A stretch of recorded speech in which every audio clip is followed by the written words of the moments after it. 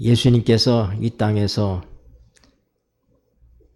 그의 모든 공생애를 마치시고 십자가로 승리하시고 부활하신 다음에 승천하셔서 하늘에 가셨습니다. 예수님 앞에 많은 천사들이 와 있었어요.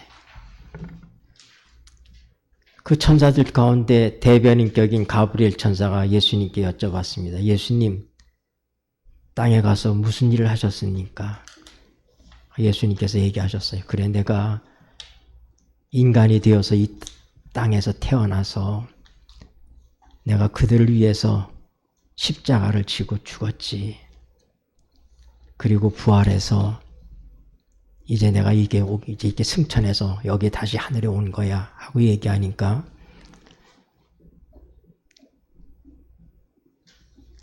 그럼 그 일이 무슨 의미가 있는 것이죠? 하고 얘기했어요. 이제 내가 거기서 가르친 내가 내 제자들에게 구원받는 이 놀라운 복음에 대해서 가르쳐 줬는데 그들이 이제 그 복음을 전할 거야. 또 그러면 그걸 들은 사람들이 또 전하고 또 전화해서 많은 하나님의 백성들이 이 나라로 들어오게 될 거야 하고 얘기했습니다. 그때 가브리엘이 묻습니다. 그거 말고는 다른 걸 준비하신 건 없으셔요? 그때 예수님께서 하신 말씀이 나는 내 제자들을 믿어.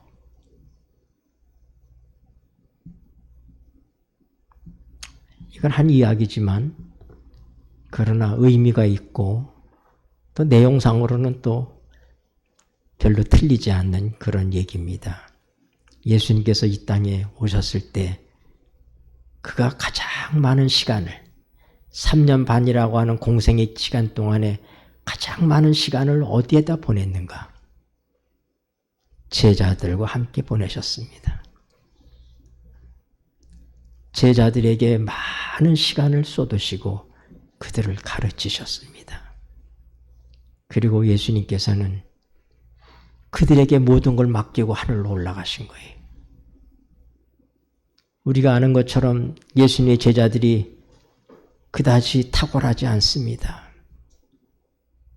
출신도 변변치 않고 지식도 많은 사람들이 아니고 능력도 출중하지 못한 사람들입니다. 근데 예수님께서는 복음 사업의 미래를 그 모든 운명을 그들 손에 맡긴 것입니다.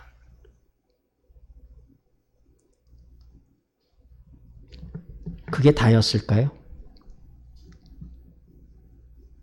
어떻게 예수님께서 이 모든 지구에 있는 하나님의 백성들의 영원한 운명을 결정하게 될 복음 사업을 예수님을 증거하는 일을 그들에게다 턱 맡길 수 있었을까요?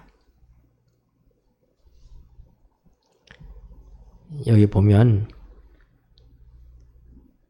내가 아버지께로서 너에게 보낼 보혜사 곧 아버지께로서 나오시는 진리의 성령이 오실 때에 그가 나를 증거하실 것이요. 예수님을 증거하는 일을 누가 하신다고요? 성령님께서 하신다고요. 연약한 인간 제자들이지만은 그 제자들에게 예수님께서 성령을 보내심으로 그 성령을 통하여 증거할 수 있도록 한 것입니다. 그래서 성령이 하시는 일의 가장 중요한 일이 뭐예요? 예수님을 증거하는 것입니다. 사도행전 5장 32절에도 보면 하나님을 순종하는 사람들에게 주신 성령도 우리가 다 하나님의 증인이요. 하나님께서 순종하는 사람들에게 주신 성령도 그러하다고 얘기합니다. 그러니까 우리가 알아야 될 분명한 사실은 성령이 하시는 일 가운데 가장 중요한 일이 뭐라고요? 예수님을 증거하는 것입니다. 우리같이 연약한 존재들, 우리나 제자들이나 다 마찬가지죠. 그런데 우리 예수님께서 마음 놓고 그들에게 그걸 맡기고 하늘로 가실 수 있었던 것은 그들과 함께할 보혜사를 예비하셨기 때문입니다. 여러분 한번 좀 생각해 보세요.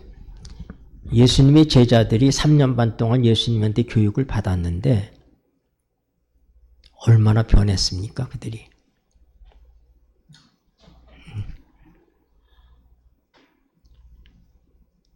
십자가 전날도 그들은 뭐하고 길에서 뭐 갖고 싸웠어요? 누가 더 크냐? 예수님이 대권을 잡으면, 임금이 되면 누가 더 큰 자리에 갈 거냐?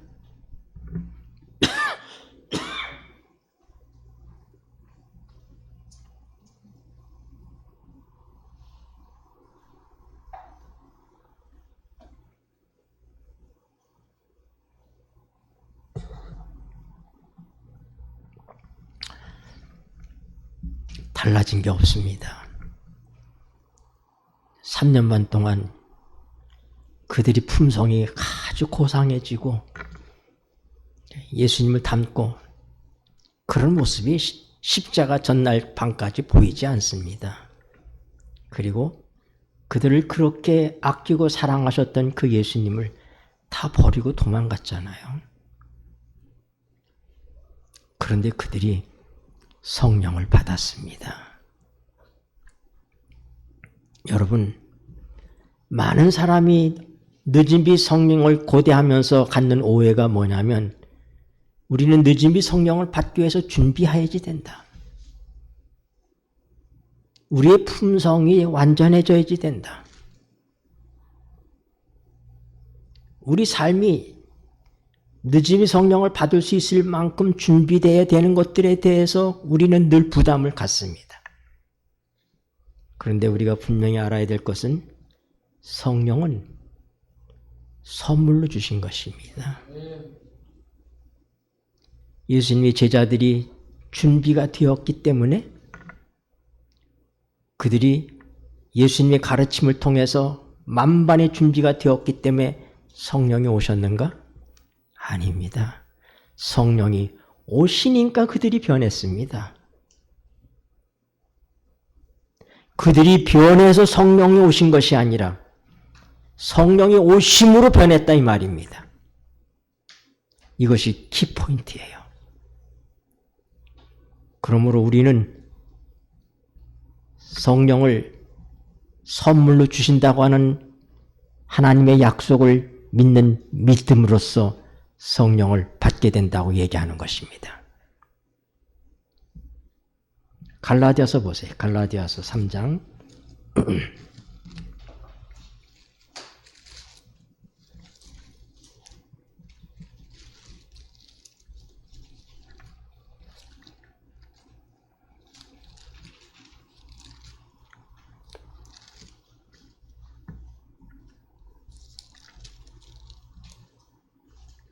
2절입니다.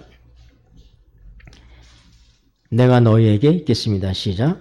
내가 너희에게 다만 이것을 알려 하노니 너희가 성령을 받은 것은 율법의 행위로냐 듣고 믿음으로냐.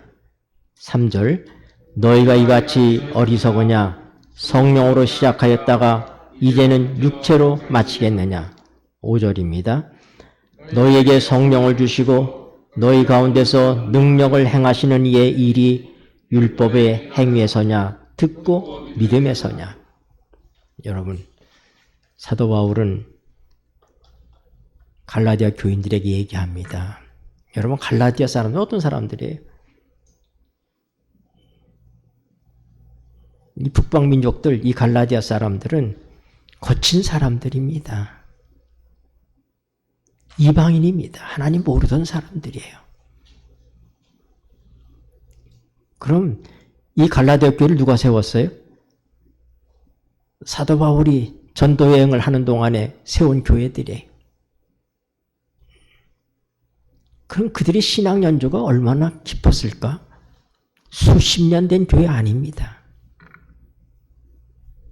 근데 그들이 신앙을 시작할 때부터 그들은 뭐예요? 성령을 체험한 것입니다. 뭐라고 얘기해요? 너희가 어리석으냐? 성령으로 시작하였다가 이제는 육체로 마치겠느냐? 너희가 성령을 받은 건 믿음으로 은혜로 받은 것이다. 선물로 받았는데 내가 이제 율법을 지켜야 구원받는다고 그렇게 가르치니 그렇게 생각하니 이게 무슨 얘기냐? 너희가 성령으로 시작했다가 육체로 마치려고 그러느냐? 여러분 성령은 우리가 믿을 때 하나님께서 선물로 우리에게 주시는 것입니다.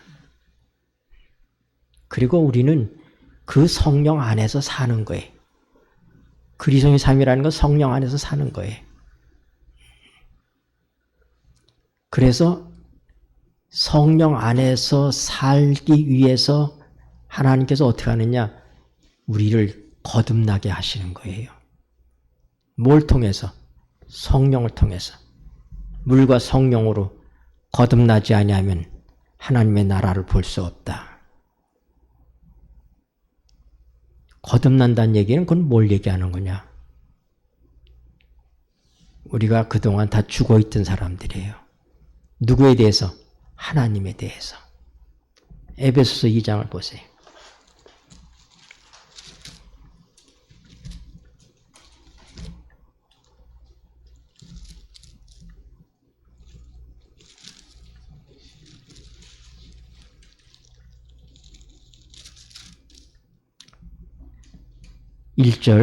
에베소서 2장 1절 너희 읽겠습니다. 시작. 너희의 허물과 죄로 죽었던 너희를 살리셨도다. 네. 우리가 거듭나기 전까지 우리의 삶은 하나님께서 보실 때는 죽은 자의 삶입니다. 죄인은 하나님 앞에서 없는 존재예요. 죽은 존재입니다. 하나님과 생명이신 하나님과 단절된 상태. 모든 인간이 하나님의 생명으로부터 끊어진 상태로 이 세상에 태어나는 것입니다. 그래서 사도 바울은 전에 너희가 다 허물과 죄로 죽은 자였다. 죽은 자예요. 우리 잘 아시는 고린도전서 2장 보십시다. 고린도전서 2장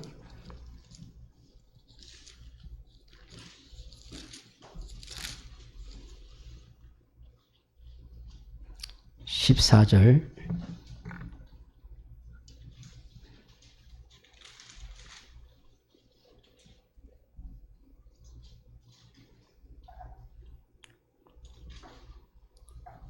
육에 속한 사람은 읽겠습니다. 시작. 육에 속한 사람은 하나님의 성령의 일을 받지 아니하나니 저희에게는 미련하게 보이며 또 깨닫지도 못하나니 이런 일은 영적으로라야 분변함이니라. 아멘. 벌써 오래전 얘기입니다마는 제가 한 교회에서 심무하고 있을 때 그날 제가 다른 교회에 부흥회를 갔어요. 그래서 제가 이제 부흥회를 마치고는 그냥 급히 서둘러서 교회로 돌아왔습니다. 돌아오는데 그때 막 누군가가 교회에서 떠나려다가 저를 보더니 반갑게 쫓아왔어요. 저희 교인이 아니었어요. 얘기를 해보니까 미국에서 오신 우리 교포 교인이었습니다. 이분 얘기가 뭐냐면 자기가 외아들이 하나 있었는데 그 아들을 한번 좀 잘 가르쳐 보려고 다 정리하고 미국으로 갔다는 거예요. 그래서 좋은 대학을 보내고 열심히 잘 기르고 있었는데 그만 교통사고로 그 아들이 세상을 떠났습니다. 그러고 나니까 앞이 깜깜해지는 거예요. 인생이 다 사라진 것 같아. 그때 비로소 깨달았어요. 다 소용이 없구나. 내게 정말 필요한 분은 예수님 뿐이구나. 그리고 정신을 차렸어요. 그저 적당하게 그저 편안하게 신앙하던 삶에서부터 쉽게 얘기해서 좀 날라리 같이 그렇게 지내던 그런 신앙 삶에서부터 정신을 차린 것입니다. 그리고 나니까 사람들을 구원해야 되겠다는 생각이 간절해진 거예요. 자기 형제들이 여러 형제들이 있는데 그들이 하나님을 모르는 거예요. 그래서 한국에 나오신 거예요. 그리고는 제가 수임하던 교회가 있는 그 동네에 남자 동생이 살고 있었어요. 그래서 그 동생을 하나님께로 인도하기 위해서 나한테 부탁을 하려고 교회를 방문한 거예요. 마침 제가 없었던 때. 그러나 저를 만났잖아요. 만나서 그 동생의 주소를 주고 꼭 좀 얘를 좀 전도해서 하나님을 믿게 해달라고. 뭐 신실한 당부고 미국서부터 오셔가지고 또 그런 끔찍한 일을 겪으시고 그 하나님의 성령에 떠밀려서 그런 일을 하고 계시니까 저도 관심을 가지고 그 댁을 방문을 했습니다. 성경을 공부하기 시작했어요. 근데 참 예의가 바릅니다. 지식이 많은 사람이고 그런데 지식적으로 이해하는 거예요. 내가 볼 때 그거 마음으로 받아들이는 것 같지 않아요. 한 번은 그가 그렇게 얘기하더라고요. 목사님, 저는 철저한 진화론자입니다. 제 머릿속에 이 진화론에 대한 것이 꽉 차 있어서 성경이 안 들어옵니다. 육에 속한 사람은 하나님의 일을 받을 수가 없어요. 아무리 그 사람이 지식이 있고 아무리 그 사람이 참 젠틀한 사람이라 할지라도 어떻게 해요? 육에 속한 사람은 아무나 하나님의 성령의 음성을 듣는 것이 아닙니다. 성령이 역사할 수 있는 사람은 거듭난 사람인 것입니다. 우리가 다 육의 사람이기 때문에 영의 사람으로 거듭나야 되는 것을 말씀하신 거예요. 뭐와 뭘로 거듭나야 된다고요? 물과 성령으로. 물과 성령으로. 늘 말씀드리지만은 하나님의 성령의 역사는 말씀의 역사예요. 하나님의 성령은 보이지 않지만 예수님께서 말씀하신 것처럼 바람처럼 역사합니다. 여러분이 하나님의 말씀을 가까이 할 때 그 말씀을 통해서 하나님의 성령이 역사하십니다. 그건 마치 기차가 철로 위로만 달리는 것처럼 하나님의 성령은 하나님의 말씀을 통해서만 역사하십니다. 말씀의 철로를 통해서 역사하시는 거예요. 그러므로 우리가 하나님의 성령 안에서 산다고 하는 것은 하나님의 말씀 안에서 사는 것을 얘기하는 거예요. 하나님의 말씀이 없는 곳에서는 성령이 역사하실 수가 없어요. 말씀 따로 성령 따로 역사할 수가 없어요. 오늘 지금 하나님의 말씀이 선포되고 있는 이 시간에도 바로 여기에 뭐예요? 하나님의 성령이 역사하시고 계신 것입니다. 한 번은 스코틀랜드에서 무디 목사님이 부흥 집회를 열고 있었습니다. 무디 목사님은 대단한 사람이었어요. 하나님께서 그를 크게 쓰셨습니다. 미국 할렘가에 가서 전도회를 하면은 그 창녀촌 할렘가에 포주들이 다 장사다 말고 다 문 닫고 전도회장으로 모여요. 거기 술집 아가씨들, 창녀들이 전부 다 걸리 모여요. 할렘가가 문을 닫아야지 될 정도로. 하나님의 성령 역사가 그렇게 강력하게 역사했어요. 한 번은 R.A. 토리 목사님과 함께 집회를 하는데 시카고에서요. 근데 시카고의 날이란 날이 있어요. 시카고 시의 날이 있어요. 근데 그 날은 관공서도 다 문을 닫고 축제를 하는 것입니다. 모든 사람들이 엄청나게 모여서 축제를 벌리는데 갑자기 무디 목사님이 그랬어요. 그 시카고의 날에 시카고에서 가장 큰 장소를 예약하라고. 전도 집회합시다. 토리 목사님이 아이고 목사님 그건 아닙니다. 그날은 극장도 문을 닫습니다. 집회가 되겠습니까? 하세요.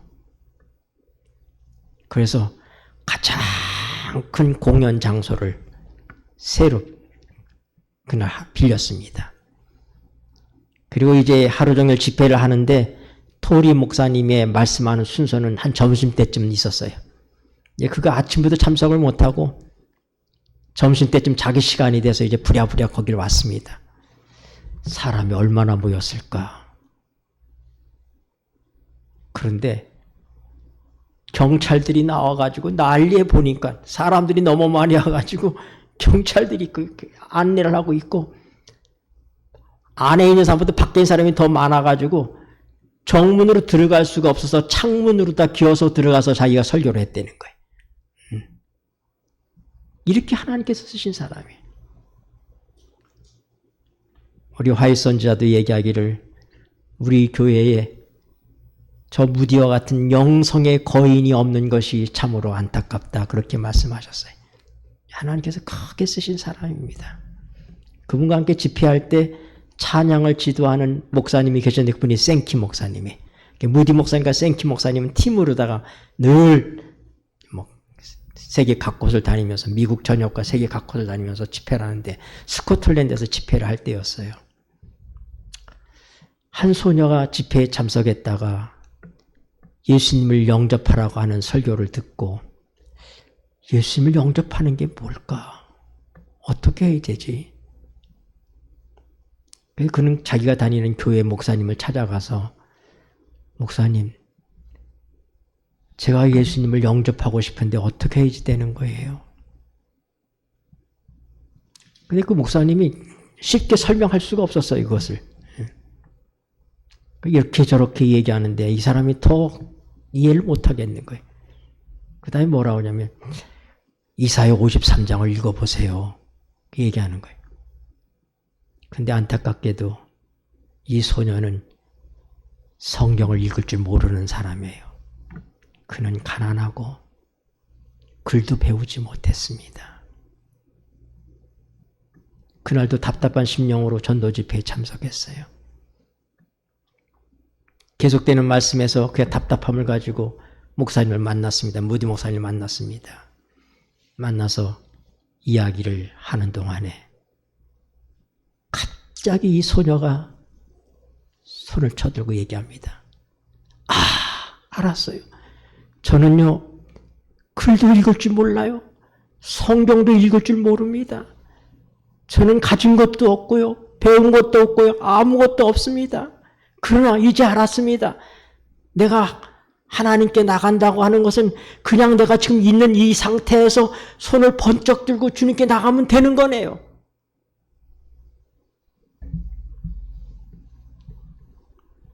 그 광경을 해밀턴 여사가 지켜보면서 깊은 감동을 받았어요.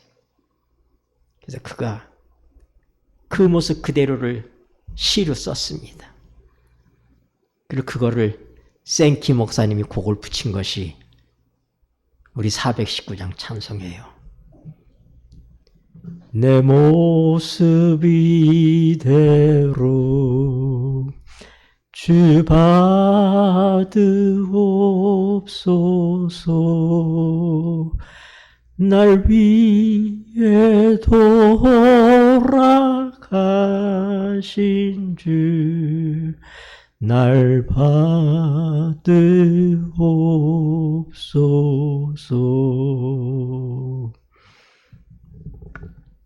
그 제목이 원래 제목이 뭐냐면 Take me as I am.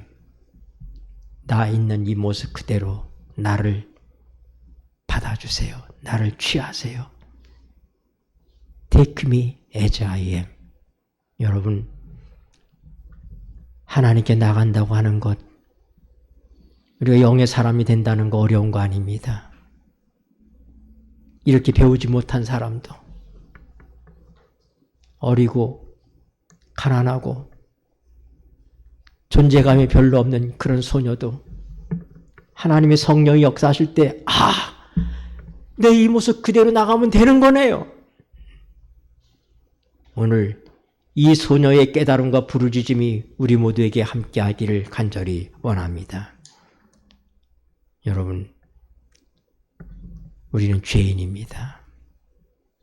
그러나 하나님의 성령이 우리를 방문할 때 우리는 우리를 깨닫게 되는 거예요. 요한일서 1장을 보십시다.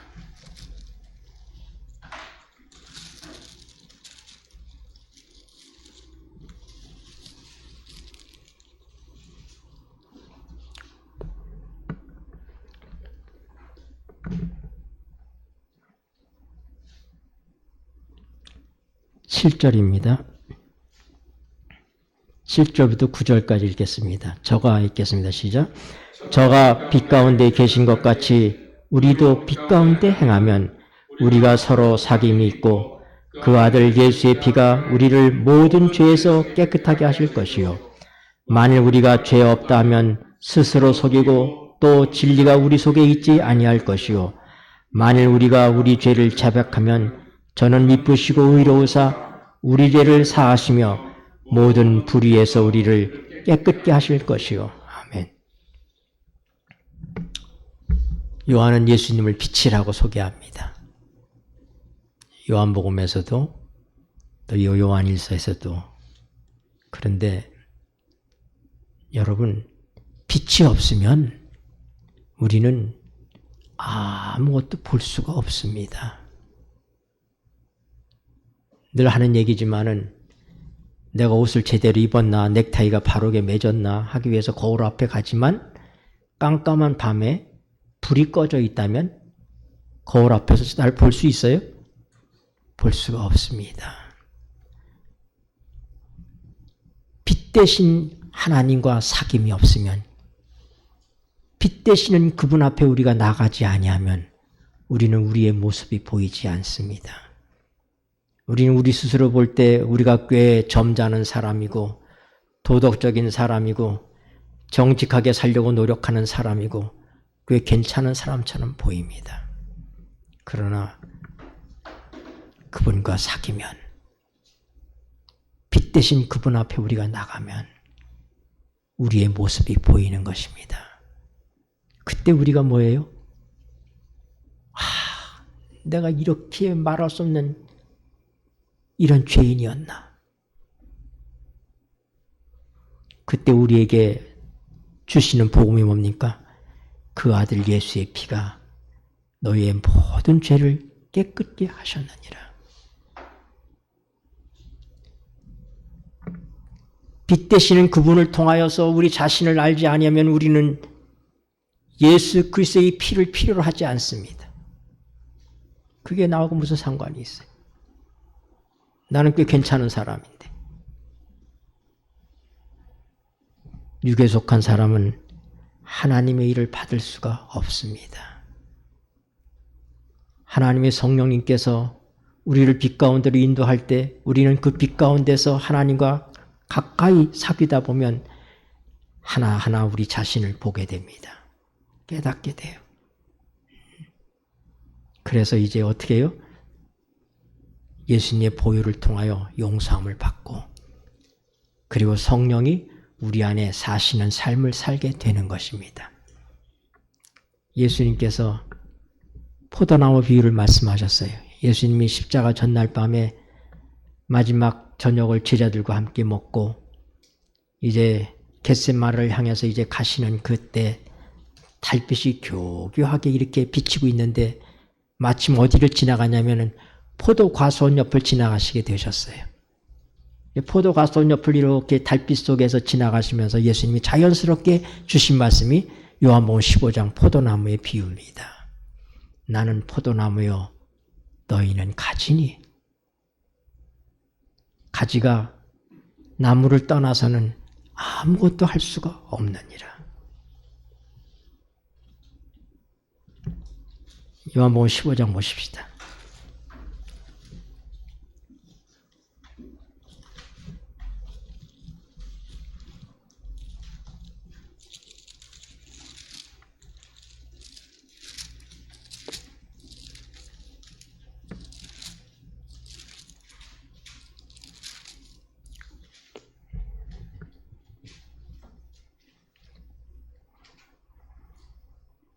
사절 5절 읽겠습니다. 내 안에 거하라. 읽겠습니다. 시작. 내 안에 거하라. 나도 너희 안에 거하리라.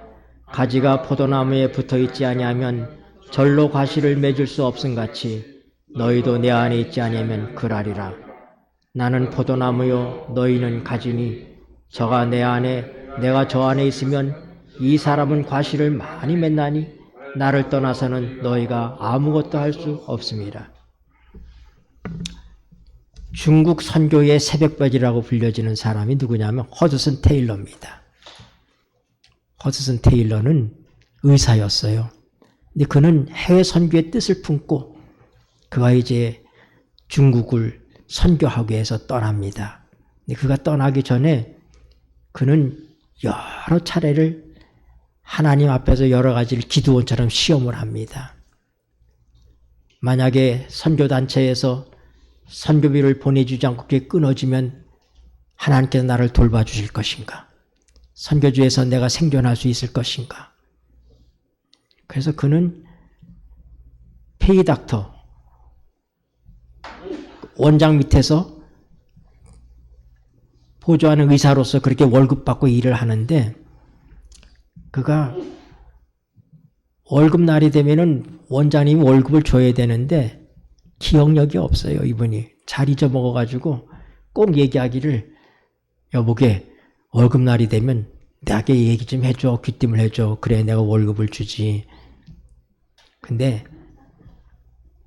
그가 하나님께 기도합니다. 하나님이 내가 선교지에 가서 일할 때라도 하나님께서 날 여전히 도우신다고 하는 그 확신을 제가 갖기 위해서 이번 월급날에는 얘기하지 않겠습니다. 내가 얘기하지 않아도 하나님께서 그 사람을 통해서 내게 월급을 줄 수 있나 제가 시험해 보겠습니다. 근데 안 주는 거예요. 자기가 월세 낼 시간이 오는데 안 주는 거예요. 근데 계속 기다리고 기도했어요. 근데 이제 정말 돈이 한 푼도 없어요.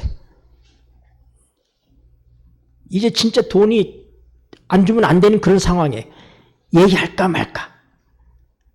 아니지. 내가 하나님께 기도했는데 참고 기다렸어요. 근데 정말 오늘은 돈이 꼭 필요한 날인데 왕진을 갔다 오시더니 갑자기 여보게 내가 자네 월급 아직 안 줬지? 그러면서 월급을 주는 거예요. 그가 그렇게 여러 번 하나님과의 그런 약속을 해보는 거예요. 그렇게. 그래서 용기를 가지고 중국을 간 겁니다. 그래서 이 중국의 내륙, 다시 해서 중국의 이런 이 해안가에는 복음이 들어가고 있었지만 중국 내륙 깊숙이에는 복음이 들어가지 않았는데 허슨 테일러 박사가 바로 거기에 복음을 전한 겁니다. 그래서 허슨 테일러 목사를 중국 선교의 새벽별이라고 얘기합니다. 굉장히 훌륭한 목사님이신데 이 테일러 목사님이 한 번은 자기 누님한테 편지를 써보냈어요. 누님, 예수님은 포도나무고 나는 가지라고 그러는데 내가 어떻게 하면 예수님에게 붙어있는 가지가 될 수 있을까요? 내가 예수님께 붙어있기만 하면 저절로 과실을 맺을 수 있을 텐데 이 선교가 저절로 될 텐데 내가 어떻게 하면 예수님에게 붙어있는 가지가 될까요? 누님한테 편지를 답답해서 쓰는 거예요. 그리고 또 재차 쓰는 거예요.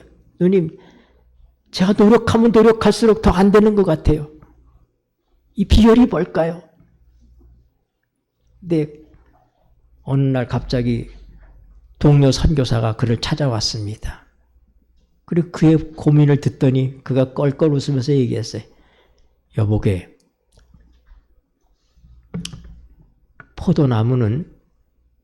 포도나무 원둥치만 포도나무가 아니라 뿌리도 포도나무고 가지도 포도나무야. 나는 포도나무요, 너희는 가지라고 얘기할 때 이미 자네는 포도나무가 되어 있는 거야. 가지가 노력해서 원둥치에 붙는 거 아니야. 그때 그가 큰 깨달음을 가졌어요. 포도나무 비유에서 가장 중요한 것이 뭐냐면 우리가 어떻게 하면은 예수님에게 붙어 있을 수 있을까? 예수님과 얼마나 더 가까이 있을 수 있을까? 근데 그 노력이 중요한 것이 아니라 중요한 것은 뭐예요?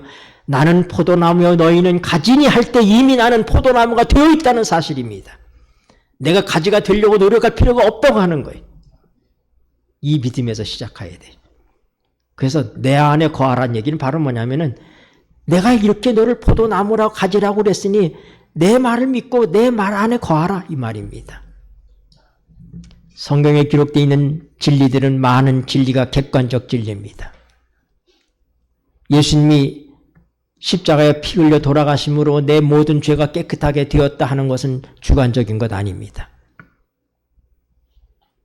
예수님이 십자가에 못 박혀 죽으실 때 나도 거기에 함께 죽었다고 하는 것, 그건 내 주관적인 경험과 상관이 없습니다. 하나님께서 말씀하신 걸 그대로 믿는 거예요. 하나님이 천지와 만물을 창조하시니라 빛이 있으라 하니 우리 거기 없었어요. 어떻게 됐는지 몰라요. 근데 말씀에 기록되어 있으니까 믿는 거예요. 우리가 믿는 이 진리는 대다수가 객관적 진리입니다. 내 안에 거하라고 하는 것은 하나님이 기록된 하나님의 말씀을 그대로 받아들이는 것입니다. 그대로 믿는 거예요. 허드슨 테일러의 목사님의 눈이 떠지는 것처럼 그 배운 것 없는 불쌍한 소녀가 하나님께 나가는 것 그냥 손 들고 나가면 되는 거네요. 이렇게 깨닫는 깨달음이 성령 하나님께서 주시는 깨달음입니다.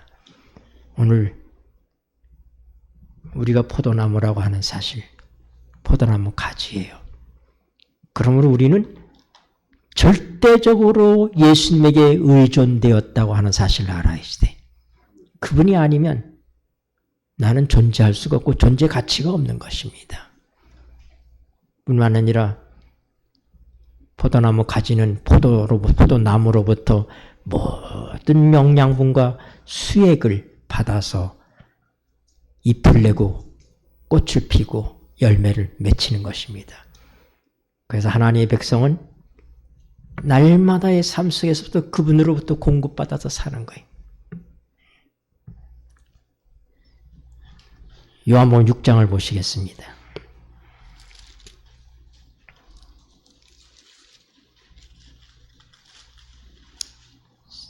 36절.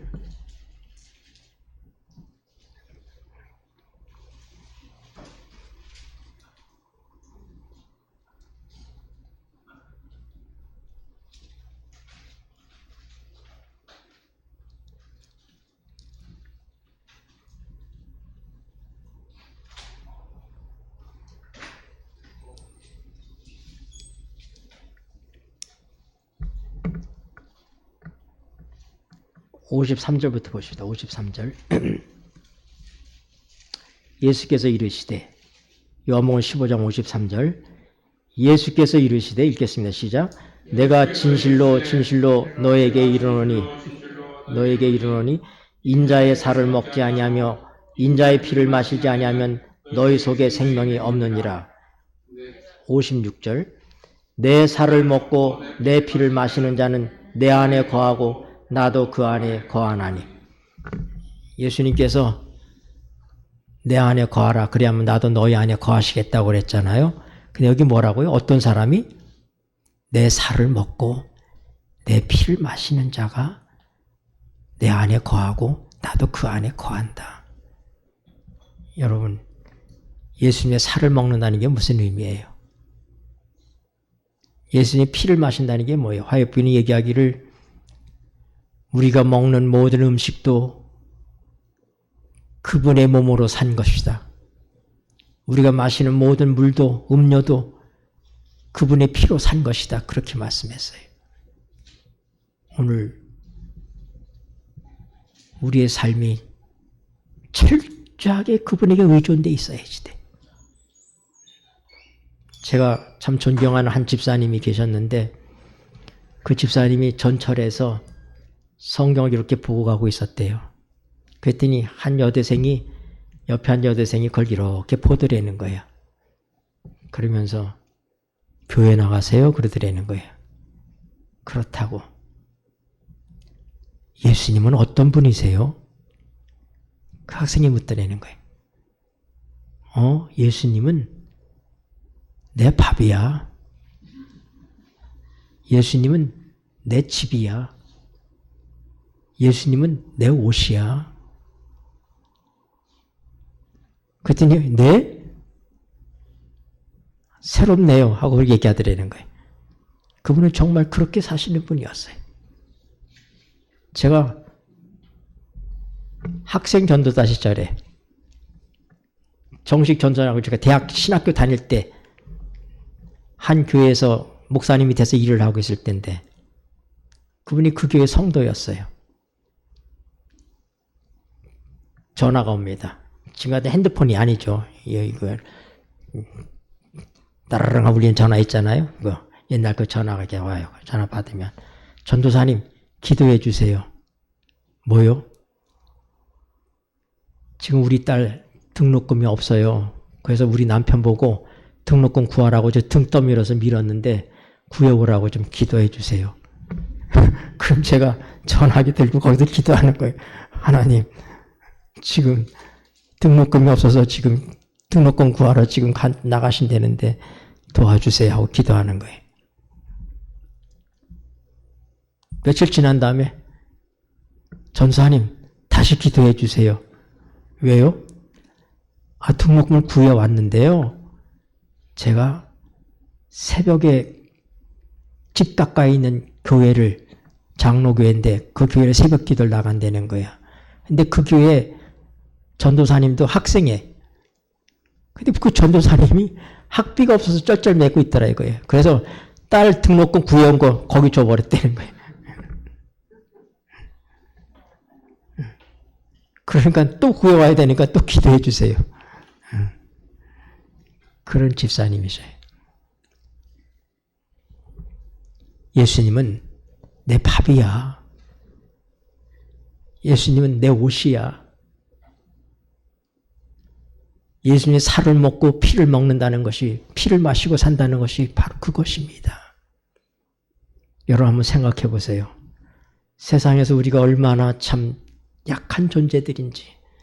나는 성경에 믿음의 노독들이라고 하는 아브라함이나 이삭이나 야곱을 보면서 참 얼마나 쫄짱부들인지를 제가 봅니다. 우리는 그들이 대단하다고 얘기하는데 지 마누라 하나도 제대로 간수 못하는 것들이 아브라함이고 이삭입니다. 흉년이 들어서 피난을 갔어요. 애굽으로 다 피난 갔는데 자기 마누라가 이쁘니까 마누라 때문에 죽을까 봐 뭐라고 얘기해요? 누이라고. 얼마나 약한 존재입니까? 근데 하나님께서 그들과 함께 하셨어요. 거짓말은 아브라함이 했는데 저주는 바로가 받아요.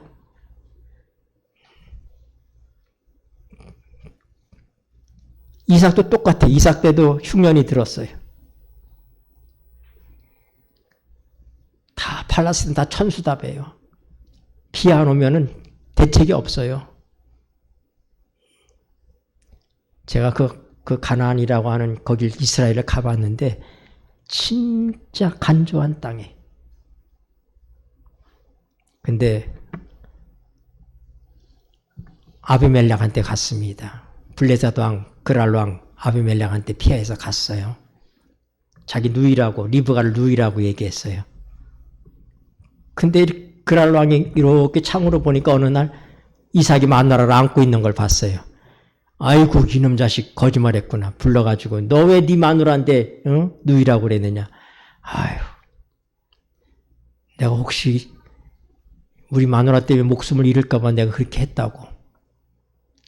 너 하마터면은 네 마누라 뺏길 뻔했어.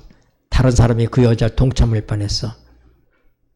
그리고 명령을 내려서 건들지 말라고 합니다. 근데 하나님께서 복을 주시는 거예요, 이삭에게. 그러니까 이 그랄 왕이 야, 우리 땅에서 나가라고 내쫓습니다. 블레셋 땅에 피난을 갔는데 그들이 이 흉년이 들어가지고 거기를 살러 갔는데 하나님께서 그런 가운데서도 복을 주시니까 내쫓았어요. 근데 그 다음 성경에 나오는 게 보면은 쫓겨난 다음에 이삭이 농사를 지었는데 당년에 100배의 소출을 주셨다고 그랬어요. 100배의 소출을. 하나님이 함께 하시지 않으면 안 되는 거예요. 그랬더니 또 이 그랄의 목자들이 와가지고 그들이 메웠던 우물을 다시 팠습니다. 팠더니 우물을 뺏는 거예요. 그래서 뭐라고 그래? 에색이다. 그 우물 이름 에색이라고 그러고 줘버려라. 안 다퉜어요. 에색이란 뜻은 다툰다는 뜻이에요. 다툼. 더 정확한 건 강탈한다는 뜻입니다. 강탈당했어요. 뺏길 수밖에 없는 거예요. 또 다른 우물을 팠습니다. 근데 그것도 또 뺏는 거예요. 이번에 뭐라고 했어요? 신나라고 줬어요. 신나라고. 신나란 말은 뭐냐면 그 어원이 사탄이라는 뜻이에요. 대적한다. 원수. 대단히 속이 상했던 것 같아. 그러니까 뭐라고 그래? 신나라고 했어요. 그리고 또 뺏기고 가서 또 우물을 또 팠어요. 그랬더니 안 쫓아오더라는 거예요. 그걸 뭐라고? 로봇하고 얘기했어요. 하나님께서 넓은 곳을 주셨다. 우리에게 로봇 그랬습니다. 믿음의 노독들이 약했습니다. 그들 자신도 간수하소서 만큼 약했는데 하나님께서 그들과 함께 하셨어요. 여호와가 그들의 보호자였습니다. 야곱은 어떻습니까? 야곱은 삼촌 집에 가가지고 14년을 비역질을 했잖아요. 원하지도 않는 마누라 둘이나 얻으면서 14년을 갖다가 무일푼으로 봉사만 했어요. 그러나 6년 동안에 하나님께서 채워주십니다. 거부가 됐어요. 어떻게 해서요? 양이 다 하얀 건데 하얀 것들 다 빼고 자기 삼촌이 이 중에 점배기가 나오면 네 싹이다. 그러면 하나님께서 어떻게 해요? 점배기만 수두룩하게 낳게 하시는 거예요. 와보고는 이거 안 되겠다. 계약 바꾸자. 아롱다롱한 걸로 하자. 아롱다롱한 걸로. 그럼 또 아롱다롱한 거 하나님께 막 주시는 거예요. 하나님 백성은 세상과 거래해서 손해볼 수밖에 없고 약자인 것입니다. 속이는 라반을 야곱은 당할 길이 없습니다. 빼앗는 그랄의 목자들을 상대할 수가 없습니다. 그러나 하나님께서 채워주시는 거예요. 하나님께서 보상하시는 거예요. 우리가 이 세상을 살면서 억울한 일을 겪을 때가 얼마나 많습니까? 얼마나 분통이 터지고. 그러나 여러분 절망하지 않게 되기를 바랍니다. 우리의 믿음의 도덕들도 그랬습니다. 근데 하나님께서 어떻게 했어요? 하나님이 책임져 주신 것입니다. 이것이 포도나무의 비유를 통해서 우리에게 주시는 교훈입니다. 우리는 그분의 살 먹고 그분의 피 마시고 사는 것이지 이 세상에서 우리가 쌀밥 먹고 고깃국 끓여서 먹고 사는 사람이 아니라 예수는 말이야 내 밥이고 내 옷이고 내 집이야.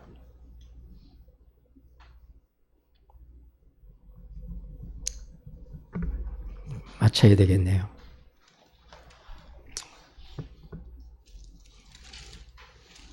제가 더 드리고 싶은 말씀이 있지만 다음 주일에 제가 드리는 걸로 하고, 시간이 지났기 때문에 우리 기도하겠습니다. 기도하시겠습니다.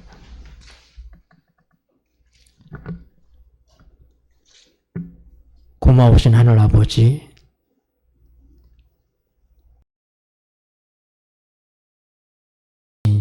예수 그리스도가